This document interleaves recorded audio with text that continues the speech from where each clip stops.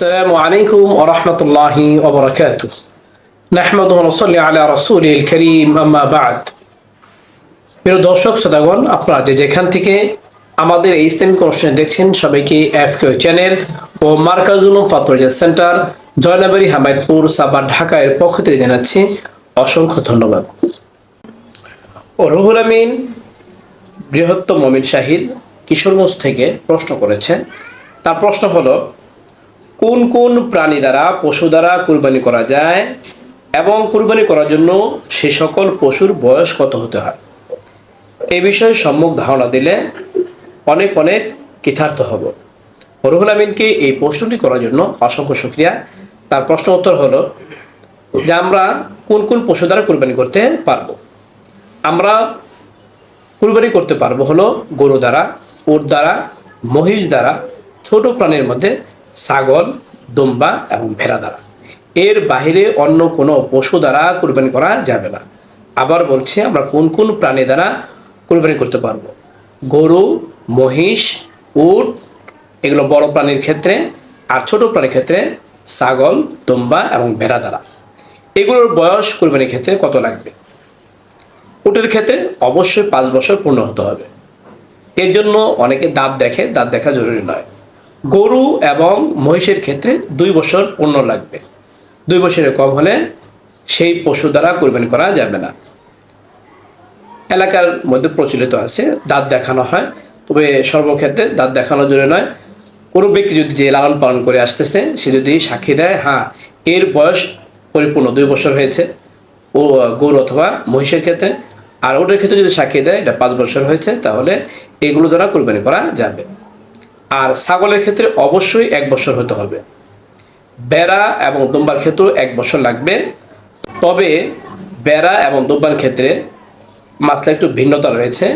সেগুলো যদি বয়স 6 মাসের উপরে হয় আর দেখতে যদি 1 বছরের মতো হয়, তাহলে বেড়া এবং দুম্বা দ্বারা, সেই বেড়া দুম্বা যে এটা দেখতে 1 বছরের মতো মনে হয়, সেগুলো দ্বারা কুরবানি করা যাবে। তবে ছাগল যতই বড় হোক না কেন, তার ক্ষেত্রে অবশ্যই 1 বছর লাগবে। শুধু বেড়া এবং দুম্বার ক্ষেত্রে আমরা খেয়াল করব যে যদি দেখতে 1 বছরের মতো হয় আর সেটার বয়স যদি 6 মাসের বেশি হয়, তাহলে সেই বেড়া এবং দুম্বা দ্বারা কুরবানি করা যাবে। তবে ছাগলের ক্ষেত্রে অবশ্যই 1 বছর হওয়া লাগবে, সেটি যতই বড় হোক না কেন। এর কম হলে সে মানত, আকিকা এবং কুরবানি কোনোটি সহি হবে না। যে মাসলাটি বললাম, এই মাসলাটি শুধু কুরবানির ক্ষেত্রে নয়, আকিকা এবং মানতের ক্ষেত্রেও একই বয়স এবং একই জাতীয় হতে হবে। মানত, আকিকা এবং কুরবানি, এই সমস্ত পশু, গরু, মহিষ, উট, ছাগল, দুম্বা, ভেড়া লাগবে। এবং বয়সের ক্ষেত্রে গরু এবং মহিষের ক্ষেত্রে 2 বছর, উটের ক্ষেত্রে 5 বছর, আর ছাগলের ক্ষেত্রে অবশ্যই 1 বছর, বেড়া এবং দুম্বা সেগুলোর ক্ষেত্রেও 1 বছর। তো বেড়া এবং দুম্বা যদি দেখতে 1 বছরের মতো হয় আর তার বয়স যদি 6 মাসের বেশি হয়, 1 বছরের কমও হয়, তাহলে সেই ক্ষেত্রে বেড়া এবং দুম্বার ক্ষেত্রে সেটি ধর্তব্য হবে যে হ্যাঁ এটা 1 বছর ধরে নেওয়া যায়, তাহলে তো সমস্যা হবে না। এই মাসটার রেফারেন্স আপনারা পাবেন আল বাহর ওয়াকের 8 নম্বর খণ্ডে 324 নম্বর পৃষ্ঠায়, ফতোয়া তাদার খানিয়ার 17 নম্বর খণ্ডে 425 নম্বর পৃষ্ঠায়, বাদাই সোনায়ের 6 নম্বর খণ্ডে 285 নম্বর পৃষ্ঠায়, ফাতোয়া হিন্দিয়ার 5 নম্বর খণ্ডে 297 নম্বর পৃষ্ঠায়, আপকে মাসাইল আর উনকা হালে 5 নম্বর খণ্ডে 436 নম্বর পৃষ্ঠায়। যে মাসলাটি বর্ণনা করা হলো, আল্লাহ পাক রব্বুল আলামিন আমাদের সবাইকে ভালো করে বুঝে এই মাসলার উপর আমল করার তৌফিক দান করুক। এরকম গুরুত্বপূর্ণ ইসলামিক প্রশ্নের উত্তর জানতে চাইলে অবশ্যই আমাদের ইউটিউব চ্যানেলটি সাবস্ক্রাইব করে আমাদের সাথে থাকবেন। ভালো লাগে লাইক ও শেয়ার করবেন। তাছাড়া আপনাদের কোনো মূল্যবান মতামত থাকলে আমাদের কমেন্ট বক্সে আপনারা, ইউটিউব কমেন্ট বক্সে আপনারা প্রশ্ন করতে পারেন। আপনাদের প্রশ্নের উত্তর আমরা যথাসময়ে দেওয়ার চেষ্টা করব। এর পাশাপাশি আমাদের একটি এফকিউ নামে ফেসবুক পেজ রয়েছে, সেই ফেসবুক পেজে আপনারা লাইক ও শেয়ার দিয়ে আমাদের সাথে থাকতে পারেন। তাহলে সেখানে কমেন্ট বক্সে আপনারা প্রশ্ন করতে পারেন। আপনাদের প্রশ্ন উত্তর সেখানেও যথাসময়ে দেওয়ার চেষ্টা করব। ওমা আলাইনা ইল্লাল বালাগ। ওয়া রাহমাতুল্লাহি ওয়া বারাকাতুহু। নাহমাদুহু ওয়া নুসাল্লি আলা রাসূলিল কারীম, আম্মা বা'দ।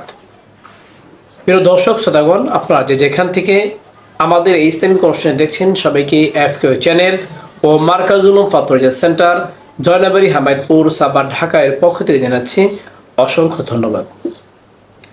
রাকিবুল ইসলাম ঠাকুরগাঁও থেকে প্রশ্ন করেছে। তার প্রশ্ন হলো, আমার ফুফু এবছর মাহারাম ব্যতীতই একা একাই হজ করতে চাচ্ছে। জানার বিষয় ছিল আমার ফুফুকে মাহারাম ব্যতীত সে একা একা হজ করতে পারবে কিনা এবং হজের সফরে যেতে পারবে কিনা, যদি যায়ও তাহলে সে গুনাহগার হবে কিনা, বিষয়টি জানালে খুশি হব। রাকিবুল ইসলামকে এই প্রশ্নটি করার জন্য অসংখ্য শুকরিয়া। তার প্রশ্ন উত্তর হলো, যদি কোনো ব্যক্তির বাড়ি এবং মক্কার দূরত্ব, হজ্জের জায়গার দূরত্ব যদি সফরতম হয়, তাহলে অবশ্যই তাকে মাহরাম সাথে নিয়ে হজের সফর যেতে হবে। একা একাই এই অবস্থায় হজ করা তার জন্য জায়েজ হবে না।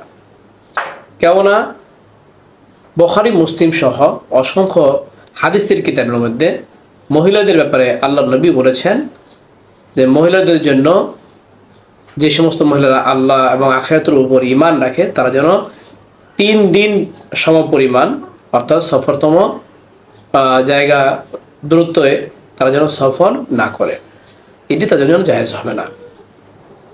সে অনুপাতে কারো বাড়ি যদি মক্কা এবং তার বাড়ির মাঝে যদি সফরতম দূরত্ব হয়, তাহলে তাকে অবশ্যই মাহরামকে সাথে নিয়ে হজে যেতে হবে, নতুবা সে গুনাহগার হবে।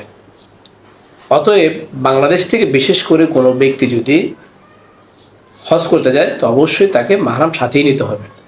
কারণ বাংলাদেশ থেকে শুধু এটা সফরতম নয়, বরং কয়েক গুণ বেশি। বাংলাদেশ থেকে প্রায় হজ্জের জায়গা অর্থাৎ মক্কা মদিনা প্রায় 5000 কিলোমিটার দূর, 5000-এর উপরে দূরত্ব, 5000 কিলো বেশি। তাই কোনো ব্যক্তি, কোনো মহিলা যদি সফর করতে চায়, হজের সফর করতে চায়, হজ করতে চায়, বাংলাদেশ থেকে করতে চায়, তাহলে তাকে অবশ্যই মাহরাম সাথে নিতে হবে। যদি মাহরাম ছাড়া একা একা সে হজ করতে যায়, তাহলে তার হজের ফরজিয়ত আদায় হয়ে যাবে, অর্থাৎ হজের ফরজ আদায় হবে, তবে সে কবিরা গুনাহের অধিকারিণী হবে, সে কবিরা গুনাহগার হিসেবে গণ্য হবে। তাই কোনো মহিলা যদি হজ করতে চায়, তাহলে সাথে কোনো না কোনো একজন মাহরামের সাথে তাকে যেতে হবে। এই অবস্থা যদি কোনো মাহরাম না পায়, তাহলে সে চাইলে অন্য কাউকে দিয়ে বদলে হজ করতে পারবে। এই জন্য হজের সফরে গিয়ে গুনাহগার হওয়ার চেয়ে তার জন্য উত্তম হলো কাউকে দিয়ে বদলে হজ করিয়ে নেওয়া। এই জন্য সতর্ক থাকতে হবে, আবেগ দিয়ে নয়, বরং ইসলামকে সামনে রেখে, কোরআন হাদিস সামনে রেখে আমাদের প্রত্যেকটি ইবাদত করতে হবে, বিশেষত হজের সফর। এই জন্য কোনো মা বোন যেন মাহরাম ব্যতীত তা যেন হজের সফরে কোনো ক্রমেই বের না হয়। এই মাসলার রেফারেন্স আপনারা পাবেন সহিহ মুসলিমের 7208 নম্বর হাদিসে, বাদাই সনের 3 নম্বর খণ্ডের 47 নম্বর পৃষ্ঠায়, ফাতোয়া হিন্দিয়ার 1 নম্বর খণ্ডের 219 নম্বর পৃষ্ঠায়, আব্দুরুল মুখতারের 3 নম্বর খণ্ডের 571 নম্বর পৃষ্ঠায়, উর্দু ফতোয়ার কিতাব সমূহের মধ্যে থেকে আপনারা পাবেন আপকে মাসাইল আর উনকা হালের 5 নম্বর খণ্ডের 297 নম্বর পৃষ্ঠায়। যে মাসলাটি বর্ণনা করা হলো, আল্লাহ পাক রব্বুল আলামিন আমাদের সবাইকে ভালো করে বুঝে এই মাসলার উপর আমল করার তৌফিক দান করুক। এরকম গুরুত্বপূর্ণ ইসলামিক প্রশ্নের উত্তর জানতে চাইলে অবশ্যই আমাদের ইউটিউব চ্যানেলটি সাবস্ক্রাইব করে আমাদের সাথে থাকবেন। ভালো লাগে লাইক ও শেয়ার করবেন। তাছাড়া আপনাদের কোনো মূল্যবান মতামত থাকলে আমাদের কমেন্ট বক্সে আপনারা, ইউটিউব কমেন্ট বক্সে আপনারা প্রশ্ন করতে পারেন। আপনাদের প্রশ্নের উত্তর আমরা যথাসময়ে দেওয়ার চেষ্টা করব। এর পাশাপাশি আমাদের একটি FAQ নামে ফেসবুক পেজ রয়েছে, সেই ফেসবুক পেজে আপনারা লাইক ও শেয়ার দিয়ে আমাদের সাথে থাকতে পারেন। তাহলে সেখানে কমেন্ট বক্সে আপনারা প্রশ্ন করতে পারেন। আপনাদের প্রশ্ন উত্তর সেখানেও যথাসময়ে দেওয়ার চেষ্টা করব।